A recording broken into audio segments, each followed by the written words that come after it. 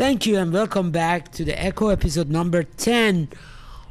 You just saw this wonderful clip, but before I get into the clip, the explanation about the clip, I just wanted to point out that Jennifer just got here.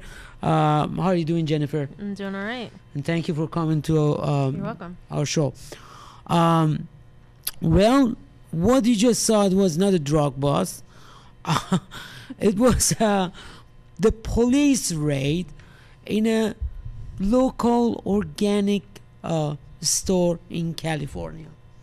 And,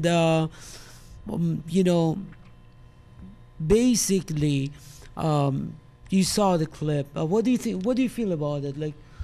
Well, they touched on the big agriculture trying to take over the, so if somebody else, grows their own food or something, then they're taken away from their profit margin, and they have to, have every bit of profit that they can get. Exactly. I mean, that's like the, Not only that, but I had a feeling that not only what they're doing is on the side of the big corporation and benefit big corporation, but also they want to take away self-sufficiency in this country and independence, because one of the way that you can become independent is becoming self-sufficient, meaning producing your own food, not relying on, let's say, the water company or the energy company,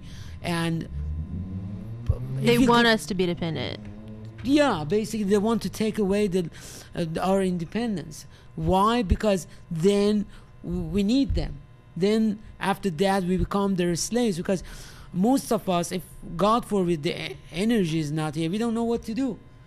We start crying like, oh, government, a big government, please help us. But there are ways actually to produce your own energy, your own electricity, your own everything, especially your own food, because you can live without electricity. You can live without, I don't know, your car and gas and things like that. But you would die within maybe a few days or a week if you don't have enough food or if you don't have water, drinking water. That's why water filters are very important. Yes, water filter. And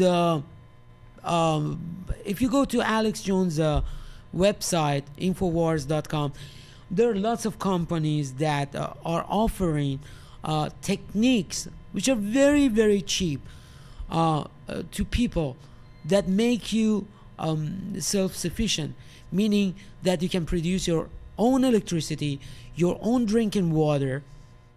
Believe it or not, you can produce water from the thin air. Ecoloblue.com. Yes. ECOLOBLUE.com. Yes. And it actually, the Ecoloblue grabs water right out of the air and puts it through 5 to 7 filters. It just really depends on which model you get. The smallest unit will make 7.5 gallons of water per day, and it just grabs it right out of the air. That one, the cheapest one, I think, is still over $1,000.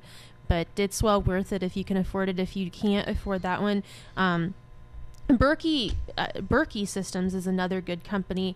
That company is actually offering a special right now for only just a little over $200. They will offer the water filter, and if you buy that right now, there's a special going on that has been going on for several months now, actually, that they will give you a fluoride filter free, and the fluoride filter is an additional $50 value. So that actually gets the fluoride out of the water, which is really hard to do, and the fluoride is just so bad for you. So if you can't afford the larger unit, definitely go to Berkey water filters, and it's actually just goberkey.com, and you will be able to buy a Berkey filter there. And there's also actually a lot of different companies sponsored on Alex Jones' site. Another one that I'm thinking of is efoodsdirect.com, and they sell storable foods. And there's also another website called survivalistseeds.com, and they sell non-hybrid seeds. And actually with the efoodsdirect.com, they actually sell non-hybrid seeds too, so you've got a lot of choices there. But the survivalistseeds.com is definitely a bigger variety of of non-hybrid all natural Yes. seeds. So Yes. there are several resources there. And you spoke, you talked about the fluoride.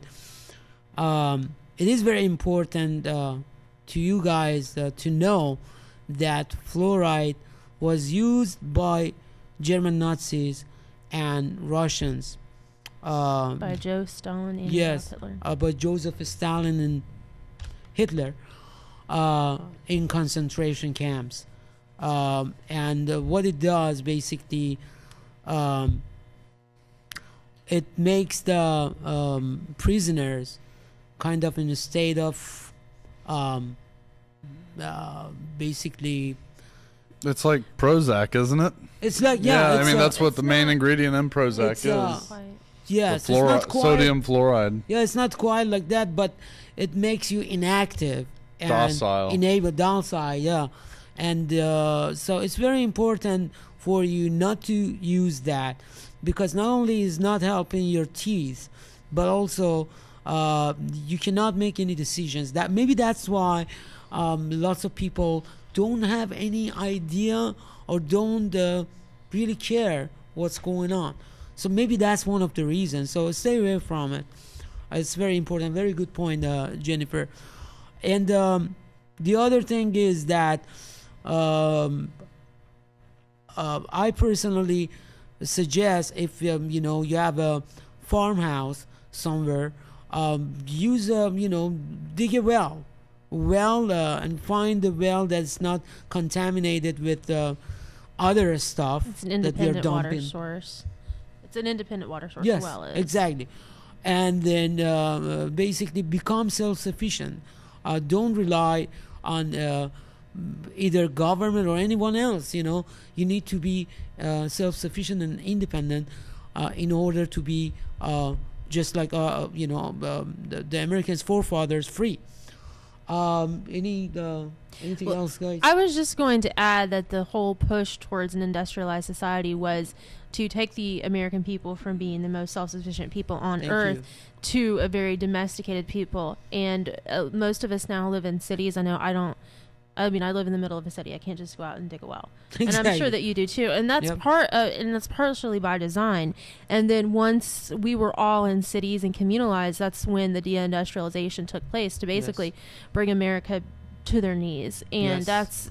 I know I'm saying Very that, good and it point. sounds crazy, but it's in so many globalist documents and papers. And back to what you were talking about earlier, I mean, as far as the self-sufficiency, there was a move to industrialize us and deindustrialize us, but I think that part of the deindustrialization, and actually just part of the younger generation, is looking and saying we do need to be self-sufficient. And that's why you see organic food popping up everywhere. It used to be 10 Yes. years ago you couldn't really find organic food. Mhm. But I think that there is a grassroots, if you will, movement among the common man to go back to some of their roots. And young people are starting to rethink these things, and actually even some older people, Yes. and there are a lot of people that have their own gardens. And so I think to a point back in maybe the mid to late 90s, we were so dominated by the big agribusinesses, and we still are to a major extent, but you have a big push back to the family farms, and right now it's a micro comeback. Yes. And I think that the globalists are trying to stop this from being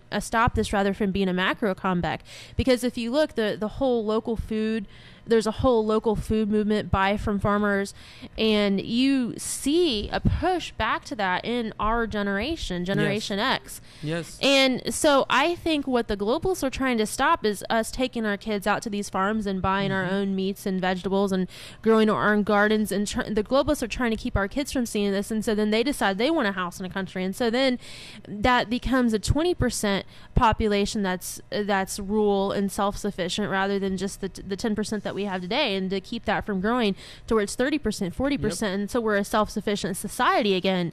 So these things are starting to pop back up. And I think that the globalists are trying to put a lid on Yep. it. And as they bring in the tyranny, it's making people think, woo, what's going on? Yes. That's yes. just my take on it. Oh yes, absolutely. Very good point. Very good point. I love that. And let's watch another clip by Alex Jones, actually, talking about the same piece of legislation. I don't know if that is ready or not, but it should be the second clip by Alex Jones.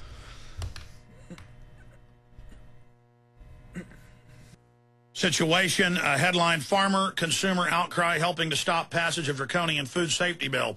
But it still has a chance of passing. But the good news is it's so draconian, the FDA Food Safety Modernization Act is in trouble. But it'll just give you an idea of what these people are trying to do. But just like the animal ID, premises ID, we stood up and fought that in the last 7 years, and now it's in deep trouble. But they're coming back with it again. They said, okay, we're going to back off, but then they're coming back again. The toll-free number for farmers, ranchers, and others to call in on is 1-800-259-9231. Now, going back to Chris in South Dakota, who sounds like a farmer, I am familiar with all the debates about feeding meat products to cows and not cause the prions or the prions to grow in the brain.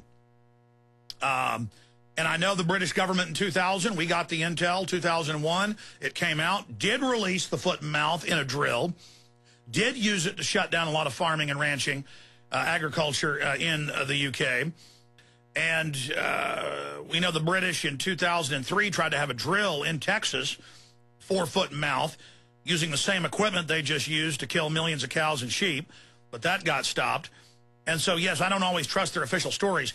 I was just, as an aside, mentioning that I don't like Oprah Winfrey and her world government promotion, but I said I guess you could say she did some good when she tried to, you know, at least talk about mad cow.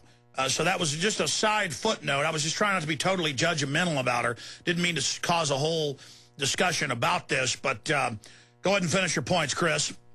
Well, I was probably pretty well finished on that, but we do ranch in South Dakota, my wife and I and family, and I've been very involved in the fight against NAIS for 4 years now, and I know Judith McGeary personally. And you're right, they've renamed it. It's now called Animal Disease Traceability. They're going to try to continue to do it, and we need to continue to fight it. I mean, the news says we're not doing it, but then the bureaucrats still show up on record and say, you're going to do this or you're going to get arrested, but they also run stunts. I've seen this in all major agriculture states.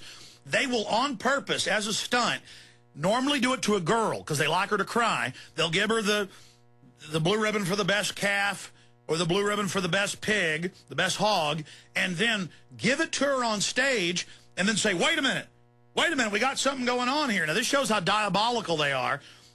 And they'll have a cop come up and say, you're not allowed to have that. Your family farm is an animal ID, which isn't even a law. And she will cry, and they throw her out, and then all the other families rush out and register. So to be part of the school ag, to be part of the fair, they say you've got to do this. I mean, is that not diabolical? Well, it is, and it's just one example. I mean, in Colorado, they forced everybody at the state fair to register their premises. And who's going to tell their kid not to? Now, there were 2 families that refused because they knew what it was going to do to their property. But that's the kind of thing they do all along. You know, in 2006... Oh, yeah, you waive your rights, you waive your Fourth Amendment, and now the game warden, instead of harassing you, is now going to be on your property about what you're growing. Anything else? No, that'd be it. All right, well, listen, I'm getting into this subject now. I want you as a farmer to add anything else, or a rancher. Is there anything else you want to add? Well, just that I guess it would be this. They vertically integrated the poultry. Stay there. We're going to come back to Chris, Brian, Alonzo, Ryan, JD. Stay with us. Chris is a rancher in South Dakota, and I'm well read on all these subjects. What he's saying is spot on from my research. He was trying to talk about the vertical integration. That's technical jargon for getting rid of family farms and ranches. The IRS is now harassing farms and ranches, saying if you're not profitable, you're not even eligible to get small tax deductions. Then the states are trying to mirror that, trying to pull people's agriculture exemption. I mean, if you own a 20-acre tiny family farm, almost always a fraction of what great-grandma or granddaddy had, but over the years, granddaddy gets cancer, you got to sell part of it to I mean, everybody who's been rural and has a rural family and a rural culture has been through this. They've got family farms down to 2 acres.